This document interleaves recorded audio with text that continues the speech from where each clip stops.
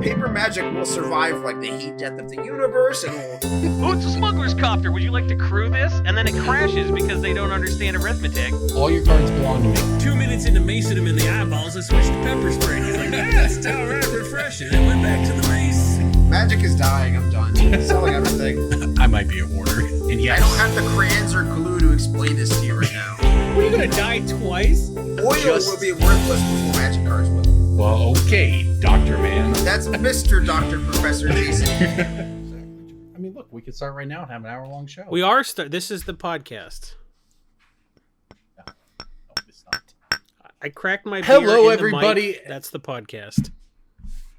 Hello, everybody, and welcome to Brainstorm Brewery. Jason got it started with that beer, and we are ready to cast tonight. I'm Corbin Hostler, joined as always by DJ Johnson and Jason Alt, and I have a question for the two of you to start this. Is it where can people find you on the internet? Because I thought we weren't going to do that anymore. No, I've learned my lesson about that one. You can find me at Chosler everywhere. It is about whether or not you are excited to play MTG Arena because the YouTuber Mr. Beast was paid to advertise for the game. What do you think? Yes, so that's why they're millions of subscribers. That's why they relegated all those streamers so they could give money to the I open up $100,000 mystery box. See, if we could have commissioned Mr. Beast to make our loot crates for us, that could have been really good in the early days of our Patreon at patreon.com/BSB, where we don't have Mr. Beast doing well, I don't know anything about it. I do know that it's interesting that right on the heels of, you use the word relegated, which is interesting, and maybe accurate. They canceled the early access event for streamers. I had participated in it a few times myself. It was always fun. Everyone got all of the cards to build whatever deck they wanted, and everyone had an enjoyable time streaming their brews because it was sort of a no downside. You were on an account where you couldn't really gain or lose anything, so you may as well just have fun with it, right? And you're right, they got relegated to just normal streamers who have to play the game on their own accounts. But we do have giant YouTubers pushing Arena. So welcome to the future, I guess. I was just curious. I mean, it's interesting. Every time Wizards gets some big name or something, it's almost never anybody I've heard of, which makes me think I'm really bad at this. Well, Logan Paul's pushing Pokemon. Maybe we could get Jake Paul to fight LSV or something Paul? Like that, and then they're like, yeah, I knocked out LSV. I'm a good boxer.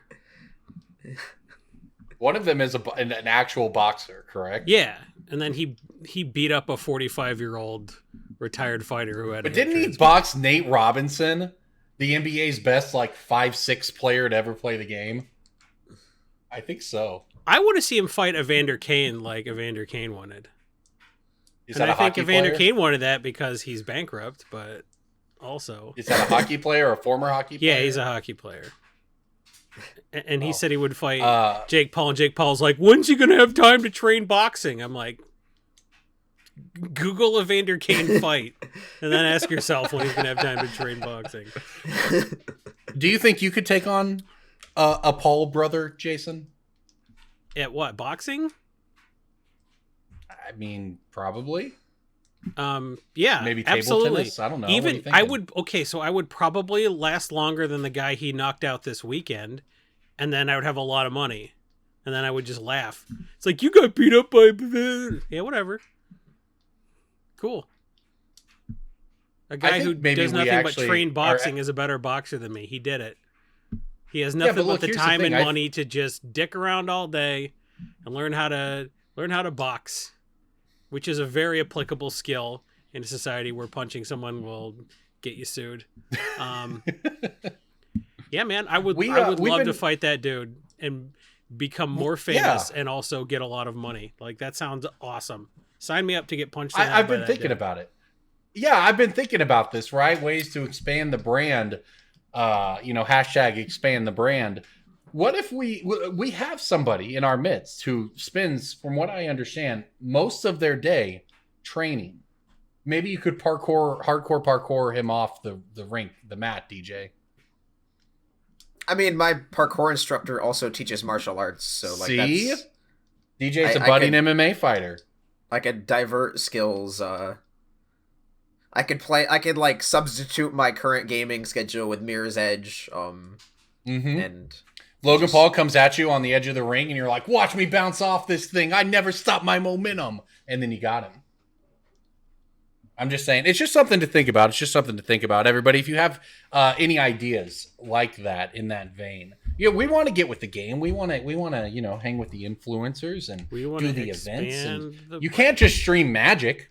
Streaming Magic just gets you relegated, as Jason put it. So no, we got to do something else. So. I've just been entertained by, like, you can search the words arena economy on Twitter and a bunch of stuff comes up or whatever. But I've just been just gloating and laughing from playing Legends of Runeterra, because that game is effectively free to play and gives you every single card in the game for the most part. And people were like, I spent $400 on Arena. Wizards, please fix this. And they're like, but you gave us $400. Why would we fix it? The center square on as my intended. BSB bingo card is DJ bring up Legends of Runeterra. I don't bring up that game very often. Okay. The arena economy certainly has its flaws. I don't think it's that bad, but I'm someone who plays a lot, so I put in $100 a set. So I seem to always have what I want. But that's because I also do a lot of limited. Yeah, so check out Corbin's video about how to turn $100 into $100 worth of gems. You could find that at youtube.com/Brainstorm Brewery if you wanted, but regardless, let's just get on into what people actually want to hear about. I think we've all got some good ones up our sleeve for this today. It's time for Breaking Bulk. Breaking Bulk time. Breaking Bulk time. Break. Oh, yeah, Breaking Bulk. There's so much good stuff. It's a pick. Breaking Bulk. The end. All right. I'm going to go first because I think mine will be easy for you all, but it is a card I want to call attention to. An Odyssey Uncommon that's been reprinted about 35 times. What color? Black. It's not, 35 time reprint is like not Sadistic Hypnotist. It's not. Yeah, I was gonna say Hypnotist. Oh, is it? It's not Ghastly Demise. It's easier than you think. Ghastly Demise is common. Yeah. No, it's not that. This card has been reprinted literally like 12 times. A bunch of core sets at the beginning of the decade. Most recently printed, and I want to make sure I get this right here. Oh, is it the tutor? Wow, it's been a while. Is it the tutor? Oh yeah, Diabolic Tutor. Yeah. So the reason I want to bring attention to this card is y'all might not know this. Diabolic Tutor is $2 and rising. Crazy. From Odyssey. It is. This card was forever 50 cents, and it's not like Diabolic Tutor has gotten any worse or better in Commander. In fact, it's probably only gotten less played over the years, and yet. Whether it's pandemic pricing, which is my guess, Demonic Tutor costs infinite. People are looking for budget alternatives because they don't want to spend, it used to be $30 for Demonic Tutor. Now it's whatever it costs for one. But Diabolic Tutor, despite being reprinted 1, 2, 3, 4, 5, 6, 7, 8, 9 times, I think, is $2 and rising across almost every printing. It's so simple, right? Diabolic Tutor is sort of like the original Breaking Bulk. It's been around forever, and it's always been a card that, like, well, you didn't know it, but this card was worth 50 cents. Except now it's worth infinite. I have like 100 of those spread out across all the different printings, just being too lazy to list them for sale. Recently. I might as well just buy list them all. Buy list them all and use it to buy copies of my Breaking Bulk, which has 2 printings. The first one was in Shards of Alara for this black common.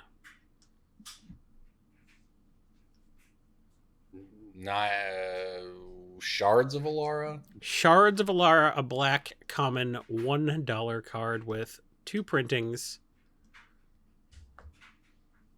Is it the Death like Breeder. the trifecta thing where it's like you sack a black, a red, and a blue creature to summon the big version or whatever, something like that? It is Death Breeder. Breeder. Okay, yeah. You know how I know this card is worth money? Because I recently passed over some in bulk and then felt very silly. And then you had to go back. I realized it later. Yep. I mean, I won't lie. I kind of did the cost benefit of like, Going I back remember through. passing a couple of these in this 5-row. Am I really going to go back and find them now? No, I'm just not. Like, once you pick the rest of the overpick. box. That's what I Yeah. do. I'd rather put a bunch of stuff back than Mhm. like miss it and be like, oh, which of the 25 5-row boxes was that in? Yeah. It's also a great idea to overpick. And we can take a minute to talk about this if we want, because that's how I feel like I get up to date on the price movement of a lot of different cards. Is you put them aside, and when I'm buy listing or when I'm checking the prices, I'm not just plugging them through the TCG app. If they're worth 50 cents or up, I'm gonna go look them up on MTG stocks and see what the graph of that card is doing.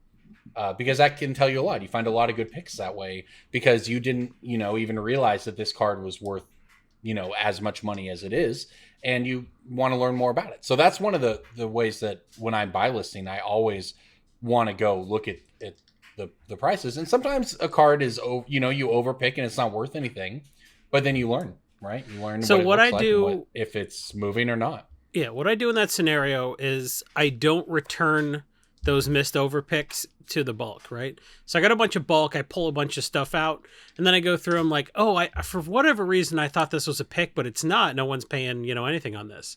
I don't put it back in the bulk. I get a separate box and put all that stuff in there because chances are it's going to go up later. Like if I thought it was a pick, a lot of the times it ends up eventually getting there.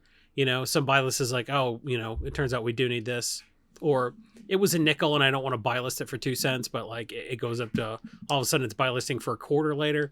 I set all that stuff aside. It's fewer boxes to dig through, and chances are your instincts are pretty good. If you think something is a pick, even if it's not, sometimes it eventually gets there just because, it's better. If it's better than bulk, but no one's paying better than bulk prices, don't bulk it out. Just trust your instincts.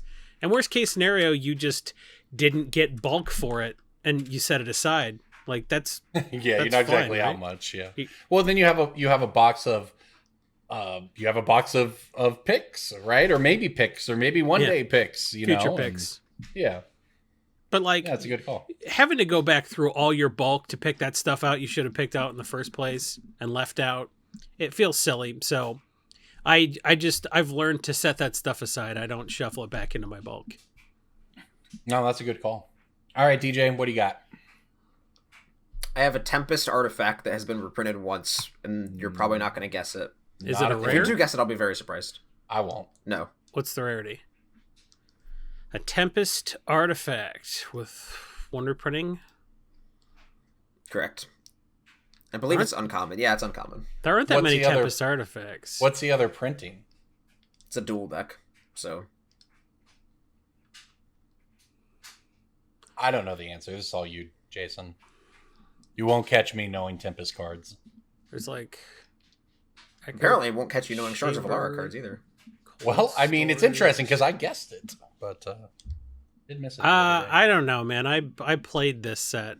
It's not the slivers were or the It is not Metallic Sliver. the Licid. I mean the Licid was in a different set. Transmogrifying Licid was Exodus, I think. I don't know. It is Puppet Strings, a 2-mana artifact that you Oh, yeah. can tap Garrick or untap versus another Liliana? creature. Yeah, forgot. It spiked during Ikoria, and it's good with the Mardu Assassin Commander from C20. Huh. Yeah, just being able to tap stuff at will in a non-blue deck is Or It's- untap. yeah. But yeah, I pulled a stripe of these, and then I listed them, and then they sold immediately at $1.99, and I was like, wee! That's a pretty good one, honestly. Everything's nuts right now, man. I went through a bunch of instant collections I had that I hadn't sent to the store yet, and I pulled out like Morinfen and Gallowbraid and Implements of Sacrifice and all kind of like complete total bulk rares that are $10 now, just on the Yep. basis of like everything that's reserve list adjacent. Anything from an old border set, basically. Like, don't bulk out any of those rares. Like, it feels terrible to take a dime on something and then later they're like, oh, this is $12 now because people just decided every rare Yeah. from Mirage needs to be $10. Yeah, it's so hard because in general, I lean towards sort of the DJ school of thought of flip everything as soon as you get it, just make your money and move on. But you're right; it does feel pretty bad when you remember bulking out. You took 10 cents, you took 25 cents on a card that later spiked, and may as well. I'm not just trying throw to it in leave 29,000% for the next guy. The problem, of course, is that you can end up with a whole bunch of stuff just sitting, and you're not making any money, and you're taking up a lot of space, and it's just very inefficient, right? Inefficiency sucks. Look, that's how I try to live my life, is by that concept. But I it is disagree. hard. It is hard. That's a lie. It's very efficient to sell everything at the bulk rate. It's very efficient to say, right about that. Hey, half a cent of magic card, come get everything, and then doesn't matter what it is. That's very efficient.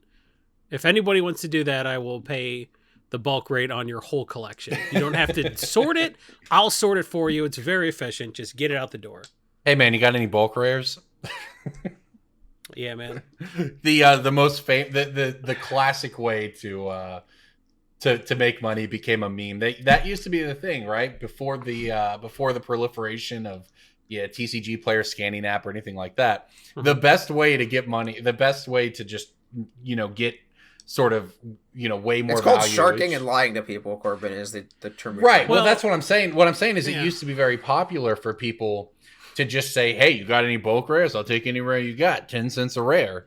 And then obviously a competitive player isn't going to know about their commander cards or casual cards. And they're going to send it to you in bulk, and ethics comes into play there. But just that used to be a thing that was very popular for people to do in sort of the finance trading game. But also, like, they were getting rid of a pile of crap they didn't care about, and they were getting a Snapcaster made. So, like, sometimes everybody won.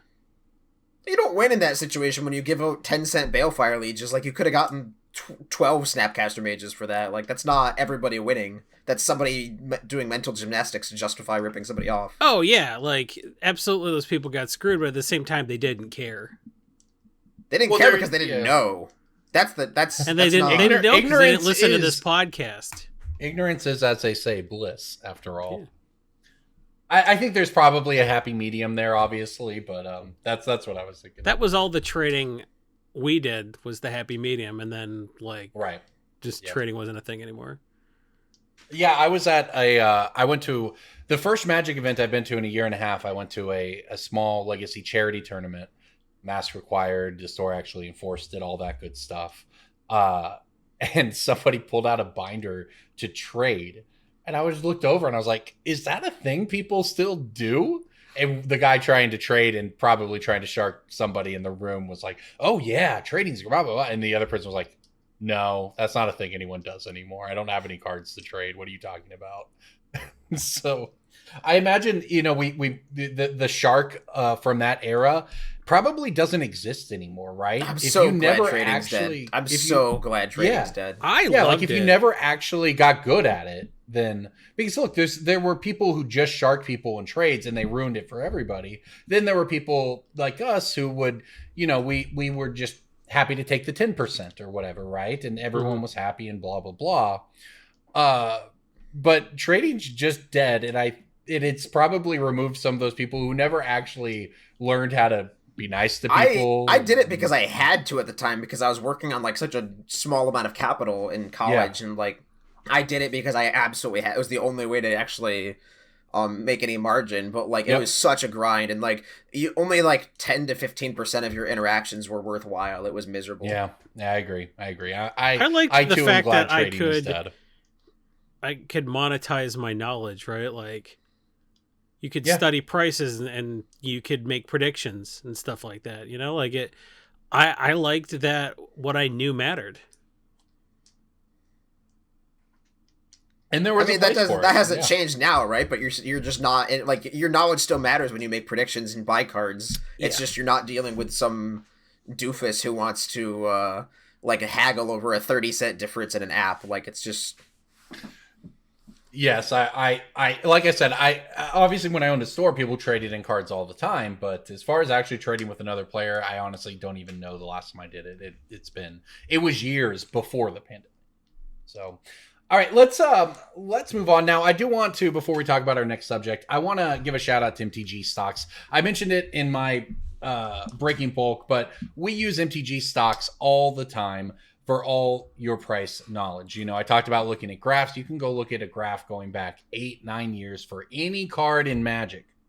So please go check out mtgstocks.com. It's where we get a lot of our knowledge. And Jason talked about his knowledge mattering. If you want to learn about card prices, go study the interest lists on MTG stocks. Look at the weekly top gainers and look at the bottom of the list, those cards that are gaining 2, 3, 4, 5% over a week, because those are the cards that are going to gain 50% in a day a month later. So everybody, we love MTG stocks and we want you to go check it out as well. And now we're going to talk about something else that I wouldn't say is universally loved, Modern Horizons. Well loved enough that they're going to have a second Modern Horizons, we learned this summer, and that got us thinking we want to go back and look at the original Modern Horizons. What lessons are there for Modern Horizons 2? What cards have mattered? What cards haven't? And sort of how it's played out since its release, I think 2 years ago. So, I mean, what are your all's thoughts, you know, looking back on the idea of a direct to modern set and the very impactful, pricey cards it put into the format? I mean, how do you think it's played out? It didn't really get to achieve its destiny based on COVID kind of smashing modern before it got to be a thing, but like Kinda. I mean, the Hogak fact that smashed it it gave us first. some sexy legacy and EDH stuff in there too, you know, what was good. I mean, there's a ton of EDH stuff in a set that's nominally for modern, you Mhm. know, so I like a set that pushes the power level a little bit, gives us some saucy stuff for EDH, but like also it's not just EDH having to sell all the boxes. So anything that has applicability in both formats is obviously, you know, something I'm in favor of. Good lands will do that. Good equipment, good legendary creatures with sexy abilities. You know, so the set had it all. I can't wait for another Modern Horizons. It's Wow. Okay, we got one fan here. yeah, for real. It's fine. I mean, like it was really interesting from a vendor standpoint to just see the numbers constantly change every week. Like I remember I don't remember what city I was in, but there was the infamous bidding war on Ren and 6. Yeah. Where, like it was like a crazy. Price is Right situation where everyone was just constantly trying to like one up each other in the Sure. like I remember somebody holding up a physical sign, and they happened to be a very tall individual, and they were holding up a physical sign with the dollar number they were buying Ren and 6 at. People changing Wi-Fi like names to the price they Oh were my buying cards gosh. for. That was my favorite one. That was I was like Paul. that.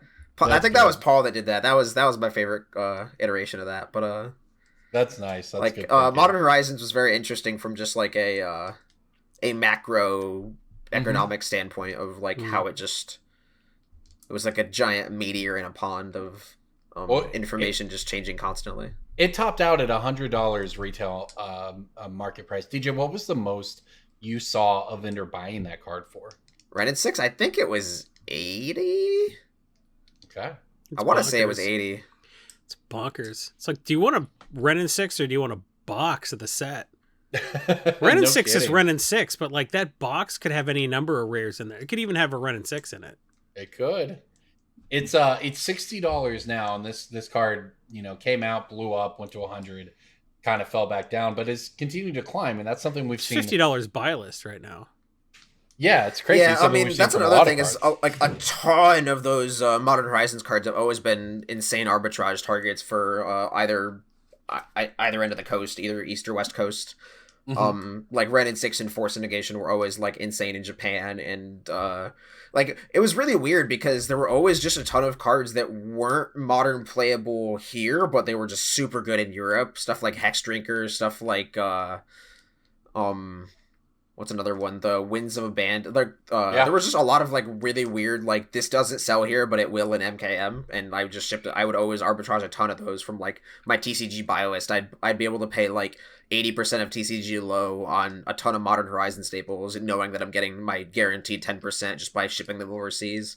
and like that entire system is obviously just like drastically changed over the past 18 to 24 months. But right. like I'll be curious to see like if at the end of this year like systems go back to normal. Well, that's and sort of like rebuild themselves, like just sort of like regenerate to what they were, or if things are more advanced, or if things are less advanced. Just like I'll be curious to see how things stand from like a macro arbitrage standpoint.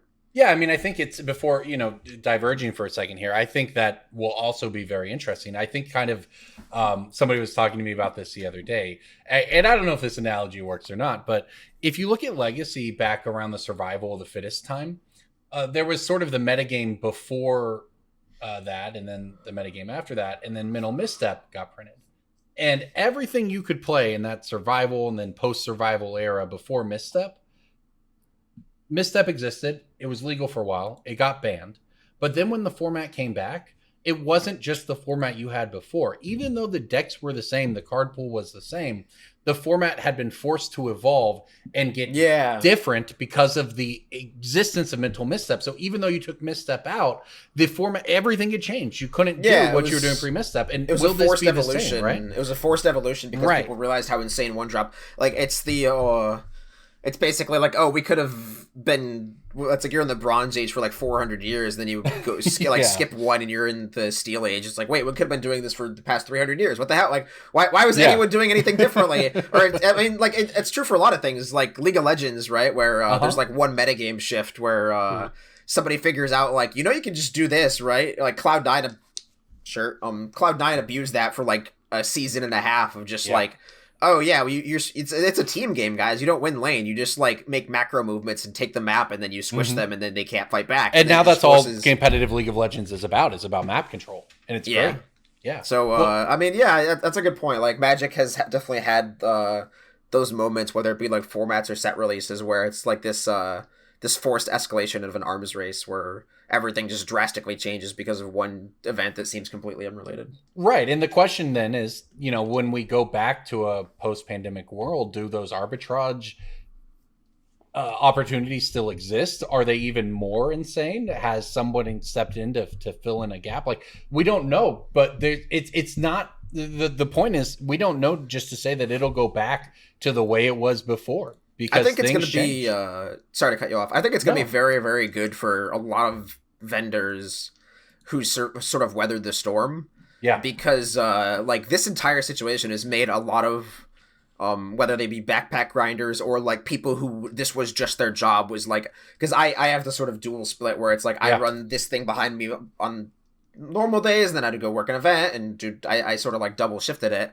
But there were a lot of people who were just like, no, I just buy cards. That's my thing. Is I buy cards at events. That is my job. And with that shut off, they've had to either go to school or like learn a new trade or just do something else. And there's a significant portion of those people who just won't be back at events. You're right. Like, it's gonna be another arms race escalation, whatever you want to call it, just like a trial by fire of like when Magic events come back, when people are hopefully wearing masks at them, and this entire like Magic Fest 2.0 comes back. Like the buyers are going to be different, the strategies are going to be different, everything's going to be like insanely different at your at the first actual GP you go to. I am looking forward to, and don't worry everybody, if you're listening to Brainstorm Brewery, when we have that time come around, we will be sure to have on those vendors. That's one of the things I think that is one of the strengths of our podcast, right? Is that we are very well connected to the vendor community just through virtue of doing this for almost 9 years now with the podcast. And of course, DJ being as embedded as you can possibly get, so to speak. And I'm at GPs all the time. We will have those people on and we will keep you abreast of any of those changes. But Jace, it came up, and I'm also fascinated to see what things look like on that other side because of that. But going back to Modern Horizons 1, this is one of the cards that I think people are going to be jumping on when that comes around. Force of Negation, y'all, is $90, $75 market price. That's wild to me. This card was $25 a year ago. Yep, and people thought it was bad. They did. This wasn't Force of Will. I was playing Legacy at this charity tournament, and I actually wanted Force of Negation over Force of Will because I wanted to exile my opponent's life from the loam. Right? Like, Force of Negation is very real, and it sort of had the I don't know if there's a term for it, but remember when Jace existed and Jace the Mind Sculptor was just busted everywhere, and everybody judged every Planeswalker after that by Jace. Oh, it's no Jace, it's no Liliana, it's no good. And realizing, of course, that eventually that doesn't matter, right? It doesn't matter that Gideon Ally of Zendikar is worse than Jace, worse than Liliana. It dominated Standard and therefore was worth whatever it was worth, quite a few dollars, right? Force Negation is the same way. Everyone hated on it, and now it's just proven itself to be a staple across all formats. Well, everything is kind of weird. You know, if right rumors now. are to be believed, Modern Horizons 2 is going to bring us some more staples. So, Yeah. I mean, if the prices on Modern Horizons 1, I want to talk about because Everything is up across the board, and I don't think it has anything. It's almost not with respect to playability. It seems like everything's double what it was a year ago, and that's a year of people not playing with these cards for the most part. Well, it's another example of like the US market being such this weird isolated island like there's a lot of times when stuff spikes in the US and it doesn't spike elsewhere. It's usually Commander stuff or like weird old reserve list buyouts, or just like a lot of non-English listeners and or people across the world are like, this is worth money to you guys in the US. It's this jumped and this is a real spike. Okay. But like, it's weird seeing those same cards that used to be European arbitrage cards now being worth more in the US. It's like Hex Drinker was an EU card for forever. Yeah. Seasoned Pyromancer was an EU card forever. Now every card is a US card. Every card in the US is insane and worth billions of dollars. Like there's fewer arbitrage things right now. Just because every price is so insane in the US, and because we've gotten so many stimulus checks where people are spending them on Magic cards, we've gotten so many situations where people with disposable income can just toss it towards these cards. Like Power went insane. It's died down a little bit, but like the reserve list stuff is still going strong. There was another I've been crypto selling boom, right? Like people that too. Yeah. Like, I would say we're in the middle of the run on crypto, to be honest. Yeah. But like, it's an interesting thing to see when you have a lot of cards for sale and you know which ones have been in your inventory for a while. It's like when those ones start to sell, you know, there's like a noticeable sort of like canary in the coal mine kind of thing of like, I've had like, there was one day like a week and a half ago where I sold like 6 prophecy foils to different people. Yeah. Where I've had this like Magenta the Lion for sale for 4 years. It has like my old system of conditioning on it. It's got like, and I sold like 5, like a Reverent Silence foil from Nemesis. Like I sold all those in one day to different people, and it's like people are really reaching the bottom of the barrel if they're buying my stuff that hasn't been touched in like years. Yes. I don't know. I mean, rant over, checks. I guess. Yeah, prices no, are I so mean, weird. Every time I it's sell relevant, something, right? I'm like, man, I shouldn't have sold it. If somebody wants this, it's too cheap. Anytime I make a sale, I'm like, I priced that wrong. That's how suspicious. No, that's a I bad am mentality to right now. have. That's a bad mentality to have. It's though. a great mentality to have. That's why I It is canceled their not. order and tell them that I had a stocking error.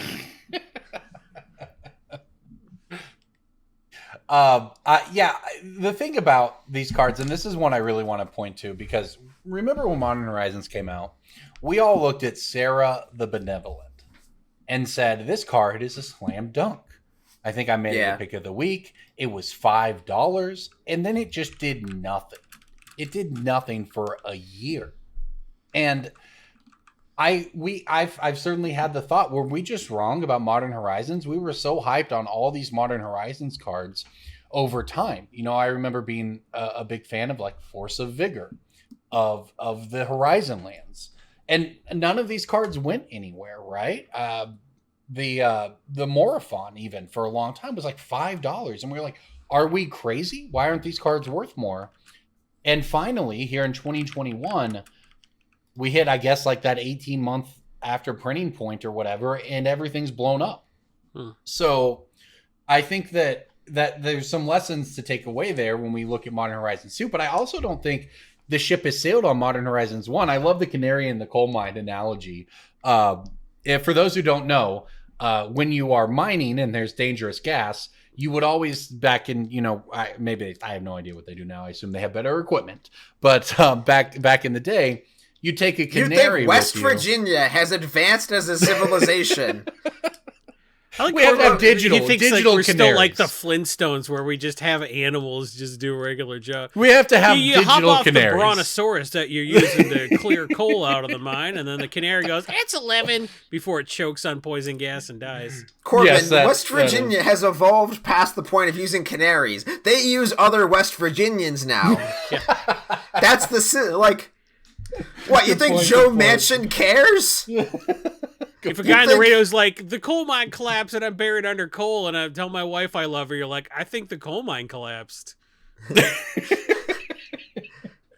But anyways, I just wanted to explain that for people who may not be familiar. The canary would die, and that would tell the miners that the air was bad, and they would get out, and that way they would take them 10 years to develop the lung cancer or whatever, as opposed to just choking on it and dying immediately. But This is turned when you so classist. I don't like. I'm not picking on anybody. I'm simply explaining the analogy for those who don't know. But I think that we can look at Modern Horizons 1 and take some lessons from that, right? That we've seen Sarah spike, that we've seen, we saw Hex Drinker went nuts. Yeah, we've seen Hex Drinker. We saw Rin and 6 climb up again.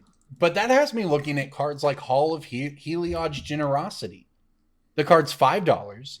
It hasn't been reprinted anywhere. It's not exactly a modern card per se, but it is just a wildly good card.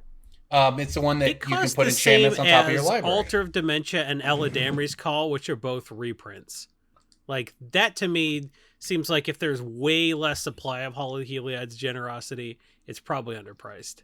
And I'm also looking at Echo of Eons, a mythic from Modern Horizons that, as I learned last weekend, is apparently a legacy staple because you can pitch it to an LED and then go draw a new 7 and play more Mox Opals and whatnot and go off. But that card's $15. And if we're seeing Morophon be 30, if we're seeing Force of Negation, a rare from the set, be 75. I mean, this set is a long time ago. It's probably not crazy to look at Echo of Eons, look at Yawgmoth at 15, look at Hall of Heliod's Generosity at 5, right? Look at some of Ice Fang Kotal possibly even at 6 or 7 now. Or even if you want to get casual with it here, this is going to be this is spoilers, the card that I'm a big fan of picking, a Cordial Vampire, right? There's just a lot of cards in the set that when nothing was moving, I'd say, okay, well, whatever. But now that we've seen the spikes of the past few months from Modern Horizons 1, it has me looking at everything else in the set again. So when Modern Horizons 1 was being, not even when it was being previewed, before it was previewed, right? We had this theory of, what cards are going to get reprinted, what cards are casual hits they can't put in standard that they want to put in modern. That was like the big the big theory we thought the set was this is going to be a good place to just dump all those cards that got really expensive and they wanted to put them in $9 packs or whatever. And then that didn't happen. It was 90% new cards. It wasn't 90. I think it was 75%. I don't remember the ratio. It doesn't matter. But like, do you guys remember the 2 cards? There were 2 super big cards that we thought were going to be in Modern Horizons 1 and weren't. Do you guys remember? Cards we thought were going to be in the set and were not. Yeah, there was 2 cards where we were like 100% slam dunk, easy Modern Horizons 1 call, easiest pick in the book, guaranteed reprint. Wrong? Because I'm not gonna. We were all wrong on those. I mean, ones. what Counterspell? I don't know. Nope, I don't it was Rhystic Study and Cabal Coffers. Oh well, yeah. We thought they knew what they were Okay. doing. We thought they didn't have their heads So here's the completely up follow-up. their asses. Do you guys think that either of those make this set? Because No. Rhystic Study, I Cabal don't think is Coffers is necessary, but like, there's stuff like Cabal Training Coffers is Grounds and Cabal $120. Coffers. There's stuff that they had a chance to reprint at 25 and bulked at, and then 3 years later, I think Cabal Coffers cost too much money to reprint at this point. right, It's it's a judge, like you make it a judge promo or something. It's absurd. Like Cabal that's like Coffers, the- Cabal Coffers is the one to me. We look at a lot of, and look, sometimes when I pick cards, I say, I pick a card that used to be a pick, and then I look at the price and it's not a pick, and I'm like, well, what happened? It's like, oh, they reprinted it twice, and now the former $3 card is 50 cents. They did it, whatever, right? And those are sort of the successes of the reprint strategy that we never talk about, where they're not absurdly expensive commons or uncommons because they were responsible with them. Cabal Coffers is the opposite. I don't think that's a success. I don't think if they're like, hey, we don't think black market should be $12. And I'm like, oh, well, black market's going to go back down to $4 now that it's reprinted. And I'm fine buying them at $4 because it'll go back to $12 over the next 2 years. They're like, we're going to reprint black market every 6 months until you're sad. And yet never reprint Cabal Coffers. It's wild. Training grounds. Yes. It's Cabal Coffers is an uncommon. They put it in Plane Chase. They know that they could reprint it. What's happening? They had so many chances when this was under $50 to reprint it. The cheapest English Cabal Coffers on TCG Player for a Torment one is $93 for a damaged one. Yeah, that's insane. I almost feel it's gotten to the point where you play it in Commander and you're like, wow, I kind of feel this is like, am I playing duels now? Like, this is how I felt when duels were $200. What was Gaia's Cradle like 3 years ago? Cabal Coffers is worth more now than a Gaia's Cradle was 2 or 3 years ago. Oh, wow. Oh, that's a thought, DJ. That's a painful thought. Gaia's Cradle was $35 to $50 before they changed the legend rule. If you remember, people were like, oh, well, people will just run 4 Gaia's Cradles and Legacy Elves now. And I'm like, no, they won't. And everyone's like, I'm sorry, I'm too busy buying all the copies on TCG Player. Well, the pandemic has also increased prices such that we know that Wizards takes into account, even though there is no MSRP, there is still what Wizards charges to the distributors and then what the distributors charge stores to then resell at, right? So while MSRP doesn't exist, there is a baseline for prices, and they've always considered that. The EV of a box of, I think, Ultimate Masters is a good example. When it came out, was the EV of a box was pretty much exactly the price of a box. And I don't know what they're going to do now that cards like Cabal Coffers are over $100. Like, it limits the reprint avenues for that card so significantly that it's almost impossible to bring the price down without really doing something crazy. And there's so many cards like that because of the pandemic that releases for the next year, you know, the 2022 probably releases, supplemental products, are going to be wild. Like, what do you do with Cabal Coffers?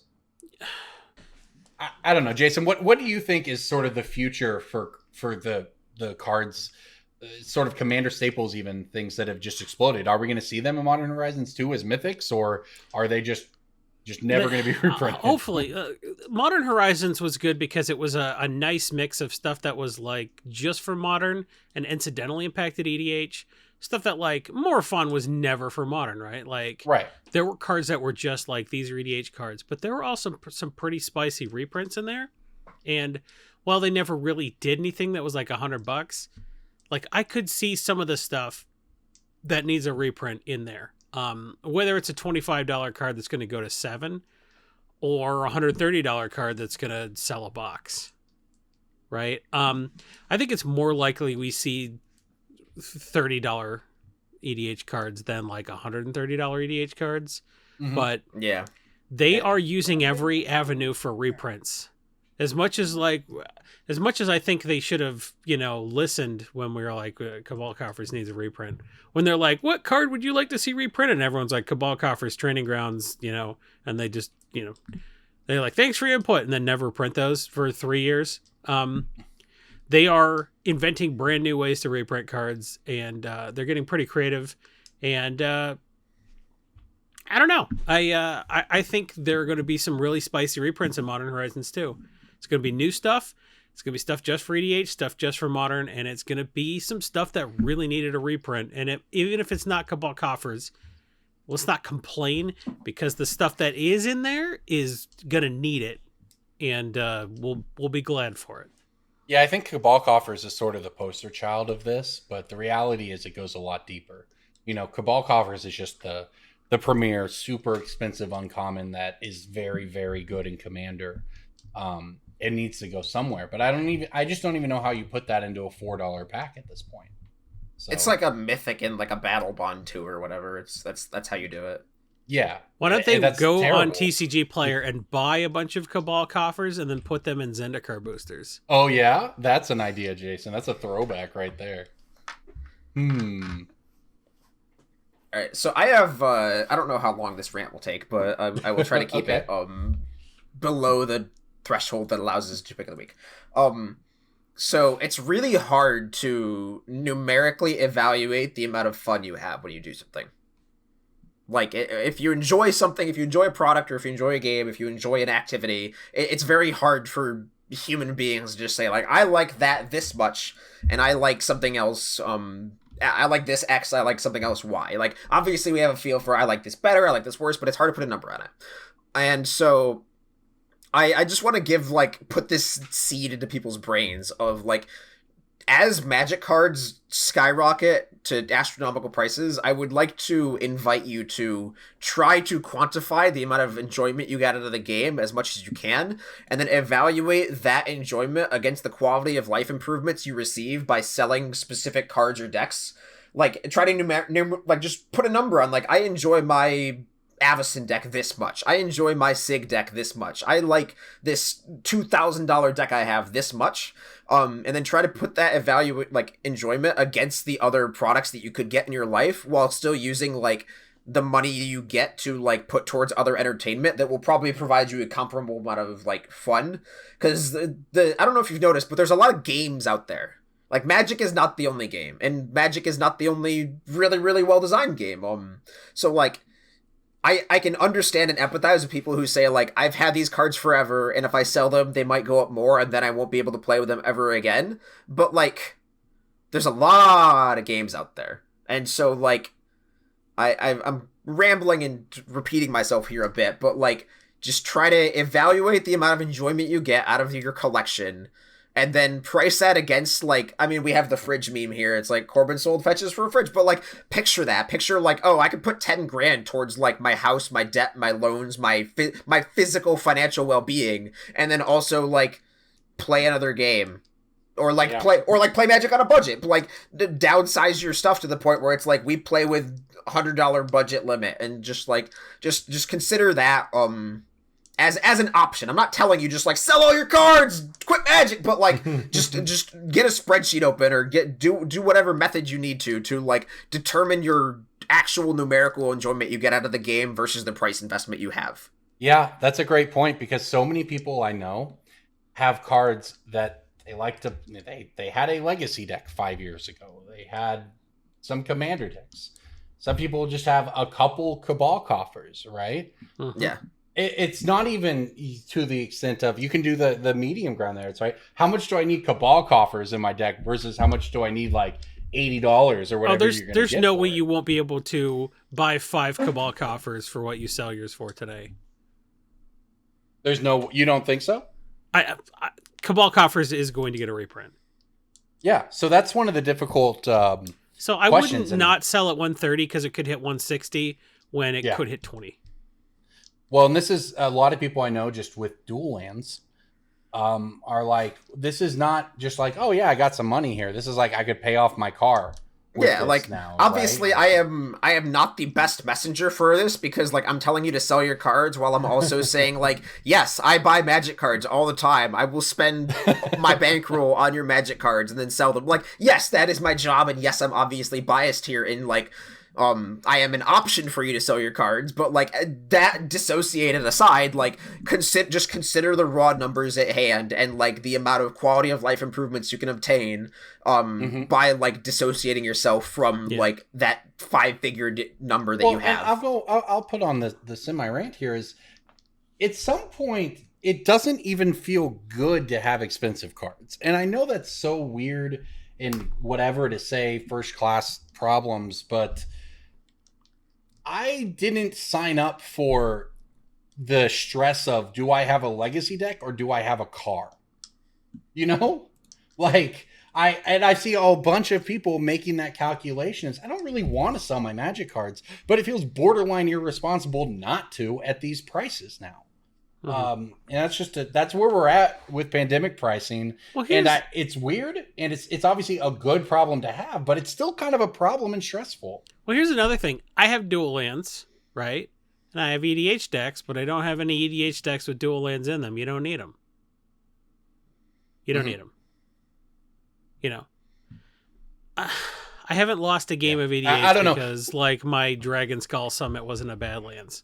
It just, like, it's a casual dick around format. You don't need to feel like, oh, MTG Finance has ruined my ability to put a plateau in my stupid casual soldiers deck. Like, calm down. Like, you don't need them. So, all right. like, you can be upset with your fear of missing out that, like, you feel like you can't access, like, Legacy or, like, CEDH or other formats that, like, I don't know. I just think, like, a lot of the stress is from worrying about stuff that you don't really need. Like, going from a basic forest to, like, one of the battle bond lands, you know, is like a 90% improvement.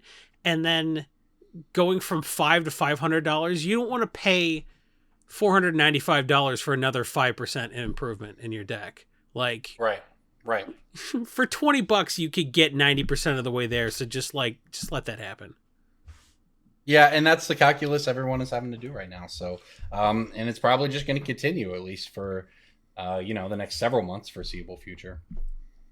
All right, well, that was a great discussion on that. So we'll keep everyone updated, obviously, as this comes around, and we'll be on top of Modern Horizons too when the time comes. But for now, it is time to talk about our friends over at originalmagicart.store. Sell your dual lands, buy Original Magic Art. One-stop shop for all the original Magic art you could want, whether it's on a playmat, whether it is a print, whether you want to get some of the newest art that is out in the game. Go to originalmagicart.store, check out everything they have there. Use the code BrewCrew at checkout, and you can both support this podcast and support the artists, most importantly, who have their pieces up there. All right, before we get out of here this week, we want to, as always, your pick of the week. So who wants to go first? Pick of the week, pick of the week, pick of the week. Time for the pick of the week. I have a card that I sell a lot of, and there's a when you're on your TCG Player store interface, you when you go to list a single card or whatever, if you're not using imports or spreadsheets and whatnot, there's an interface that tells you the lowest price you can match. You can match, like, somebody has their copy for $5. I want to sell mine for $5. There's the market price, which is other people have been selling this for an aggregate of $5.27. I want to price mine at $5.27. And then there's last sold listing, which tells you what the most recent copy sold for. It does not tell you when that copy sold, which is sometimes relevant when it comes to crazy older stuff. It's like, oh, this card spiked forever ago and one person ended up buying it at the $10 and now it's $3. So, like, you obviously can't use that as a realistic metric. It's not really feasible. But on a high volume card, when the last sold listing is significantly higher than the other numbers, most of the time that means that that card went through TCG Player Direct. Now we've talked about what TCG Player Direct is, and TLDR, it's sort of like fulfilled by Amazon for Magic cards. There's other videos that we have scattered throughout the multiverse on that topic. But when a last sold listing is higher, like if the last sold is $7.99, it's a $4 card, then you know that card most likely went through the Direct, and that means that you could probably expect that number in the future if you're not getting it now on as a direct seller. And the specific $5 card that goes for 8 on Direct that I'm talking about right now is Veto, Thorn of the Dusk Rose. This is a little Sanguine Bond guy. He's a 3-mana card from a recent core set. They couldn't find a place to stick him on Ixalons, and I assume they had the shelf, like the card design just like on a cold shelf or whatever. They jammed it in a core set, and this card is casual gold. Sanguine Bond has 84 reprints, which means it is always going to be trying to scraggle to its knees to even approach a relevant price.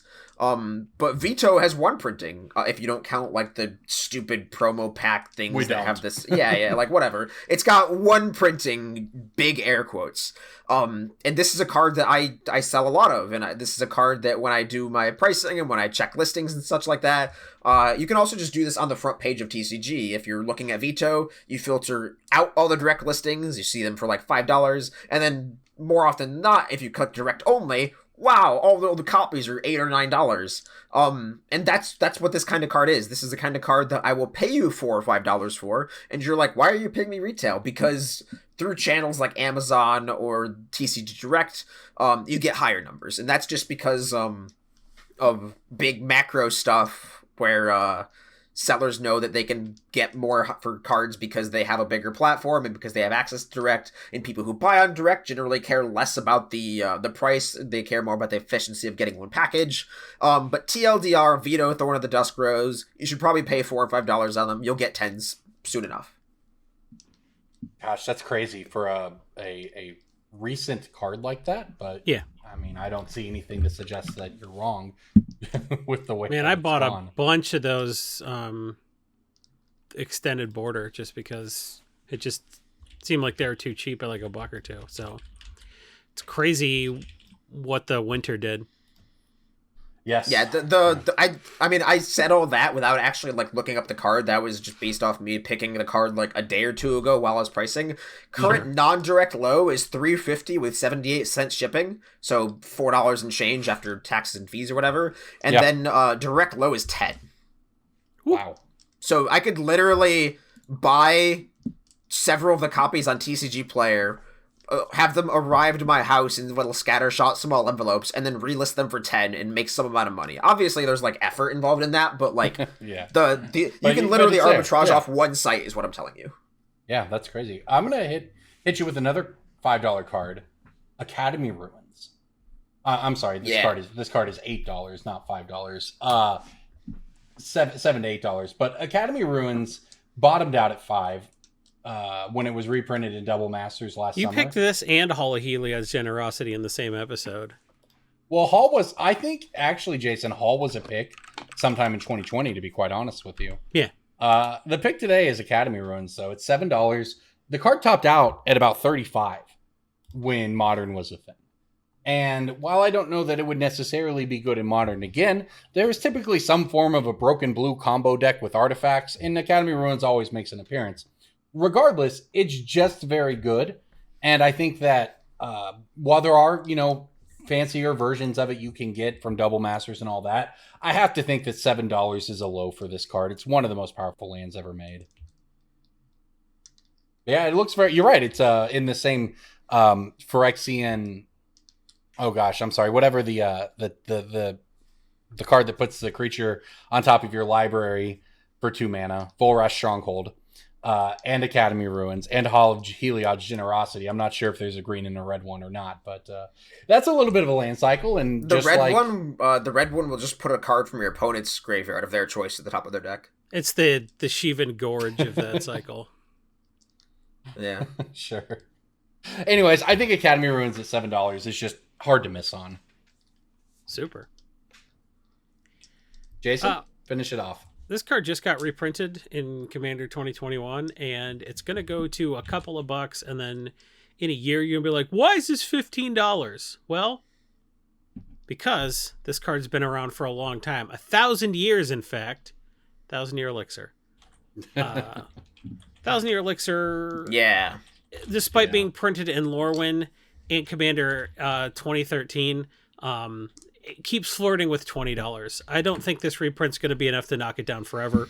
This is just going to go to like $3 or $4, and I'm just going to buy just a pile of them. I'm probably going to spend $500 when this hits 3 or 4, and I'm going to look like a genius when it's flirting with $20 again in 2 years.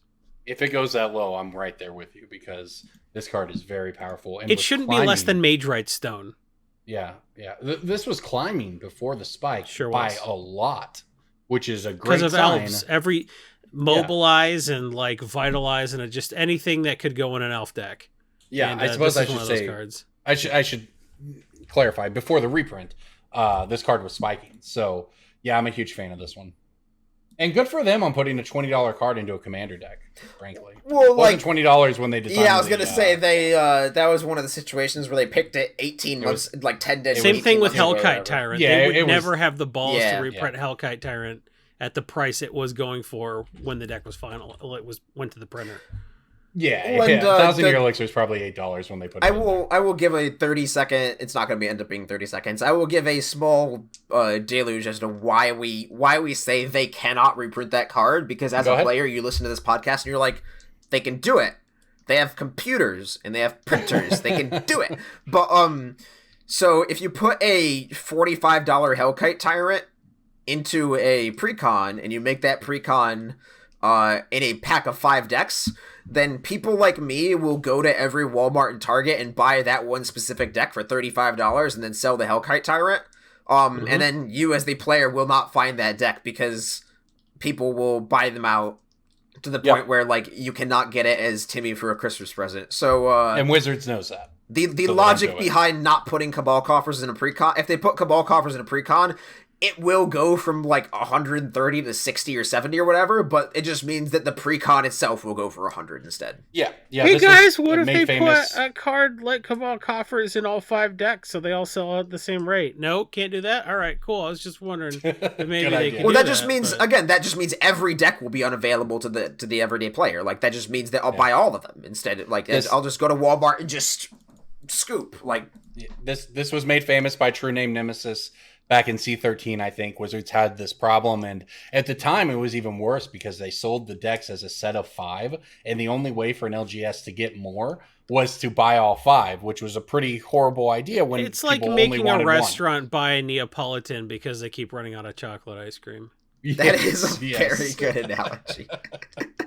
Yep. So, anyways, it's good that we have these expensive cards in these precons, but these cards were not these prices when they chose to put them in there. So don't read too much into their inclusion, I think is probably the takeaway here. All right. Well, everybody, I think that does it for us this week. Thank you so much for listening to Brainstorm Brewery this week. As always, I'm Corbin Hostler, joined by Jason Alt and DJ Johnson. Thanks for hanging out with us. We'll see you next week. Subscribe. Button. Do it.